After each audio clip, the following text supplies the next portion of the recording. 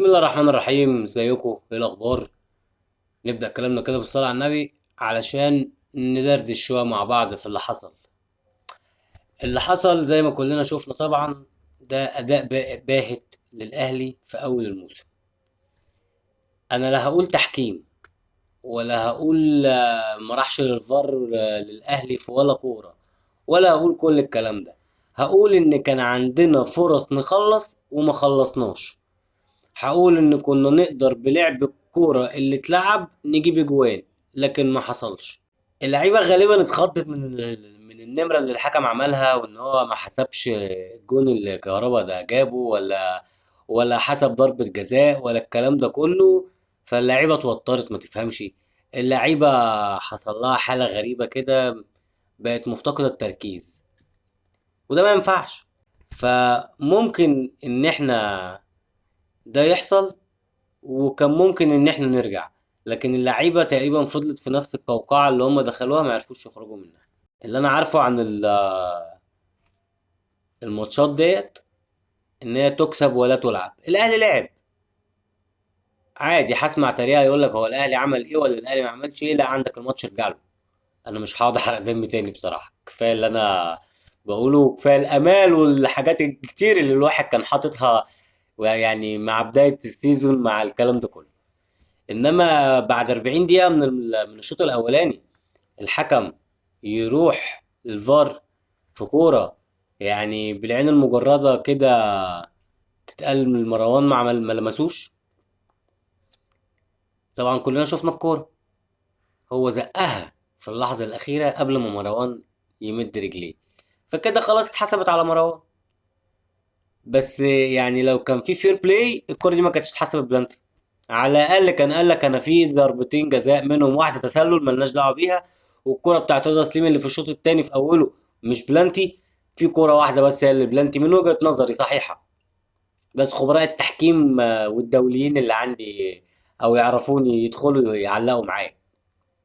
بس ف كان عندنا فرص كان عندنا فرص نخلص. مثلا اقول حاجه بسيطه كده.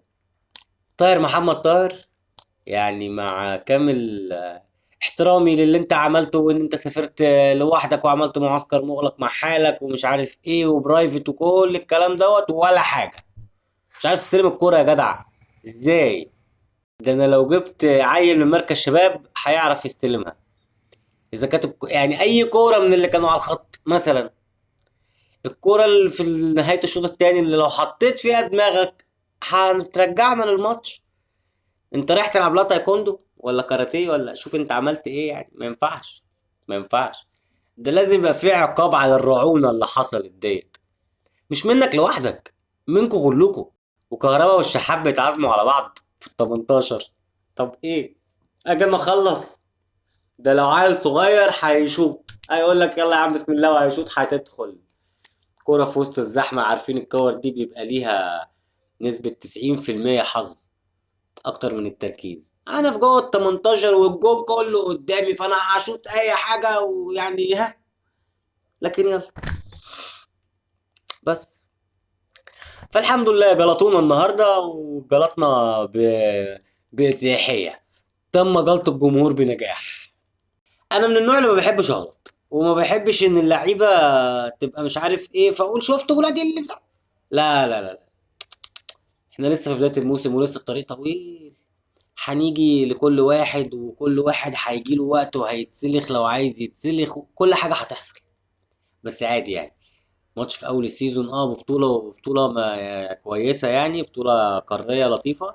لكن هارد لك للأهلي ومبروك لاتحاد العاصمة الجزائري. بس أدوا ماتش رائع. طبعا احنا عارفين اللعب بتاع شمال أفريقيا واللي حصل في الشوط التاني، ده طبيعي. فتمام. كل التوفيق لينا في اللي جاي. احنا داخلين على كأس عالم، الله يستركم. بس كده، ده اللي انا اقدر اقوله لكم في كل اللي حصل النهارده، علشان يعني الواحد يبقى ايه منطقي وعقلاني. مش هنقعد نزيط ونزعق وخلاص. بس لو على اليوتيوب اعمل لي سبسكرايب وفعل الجرس واعمل لايك. لو على الفيسبوك فولو لايك كومنت، وزي ما انت عايز تعمل يعني. كله في حب الاهلي. شكرا.